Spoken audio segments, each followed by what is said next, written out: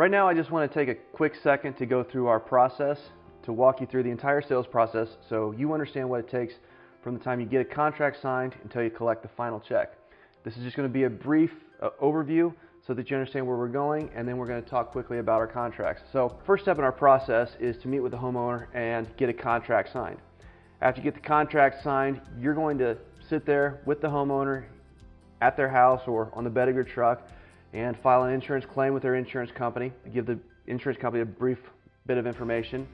After that, the insurance company is going to send out their adjuster, and this is where the money happens. The adjuster is going to come out, look at the roof, decide if there's enough damage to pay for the roof, and if there is, then you have what we call a bought roof. That means the insurance company is going to pay the homeowner pretty standard industry rates in order to get the roof done.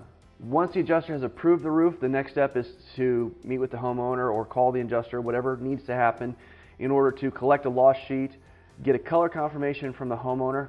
The color confirmation is simply picking out colors for the shingles, and then after that you're going to collect the first check from the insurance company. Now, the first check from the insurance company is what's called the ACV check. Most insurance policies are what's known as replacement cost value. So the insurance company is going to pay the entire cost of replacing the roof if you get the work done. The first check is what's known as the actual cash value of the roof. So if you have a 20-year-old roof, they're going to depreciate the value of the roof and pay you less money on that first check. But once you get the roof replaced, then you get the entire cost of replacing the roof. Now, the percentage of the job that's paid on the ACV check varies greatly from job to job, but typically it's somewhere between 40 and 60% of the job. So you're going to pick up the first check, you're also going to pick up the homeowner's deductible. Then we put on the roof. That's pretty self-explanatory. The great thing about roof installs is these are great days to pick up contracts. I can promise you, you will never have an easier day of picking up contracts than the day that you are installing a roof. When we have 5 guys on a roof's torn off, everybody in the neighborhood sees that their neighbor got their roof paid for by the insurance company. You're not going to have the objection of, hey, I don't think there was hail. This is your best opportunity to get contracts. The day of an install, you want to be in a neighborhood the entire day, doing everything you can to talk to every neighbor there, because this will be the easiest day to sign contracts. This is where the job starts to get easy and starts to get fun. So take advantage of that when it happens. Accessories, what I mean by accessories is we typically do most of the things that are paid for by the insurance company. So if a roof was damaged by hail, you're also going to have the gutters, siding, screens, anything on the exterior, there's a good chance it was damaged by hail. We can replace most of those things for the homeowner. Some of them are a bit of a pain and we just rebate it to the homeowner, and we'll talk about that in the future. But accessories are done after the roof is done. The reason for this is on the day the roof is done, you're going to have shingles falling off. There's no reason to put brand new gutters on and then have all of those shingles fall off on them. So you're going to prep your homeowners for the fact that we'll do the roof today and then probably do gutters in the next 2 or 3 weeks. After all the work is done, we request depreciation from the insurance company.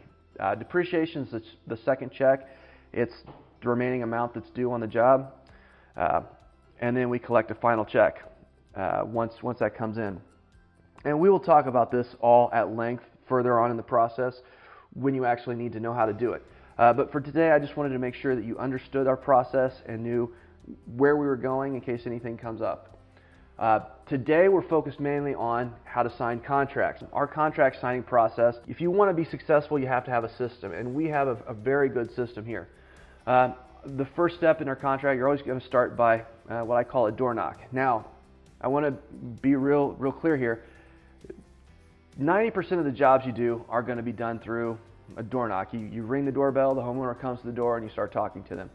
But don't think that knocking a door is the only way to get business. I've seen people who are afraid to go up and talk to someone who's mowing their yard or outside. If someone's outside and you have the opportunity to talk to them about their roof. I've sold roofs at a coffee shop before. I've sold roofs at a pool party. You can sell roofs anywhere, any time of day, and when you're able to sell roofs doing something you would be doing otherwise, it just makes the job that much easier. So don't feel like the only time you can sell roofs is when you're standing at someone's door.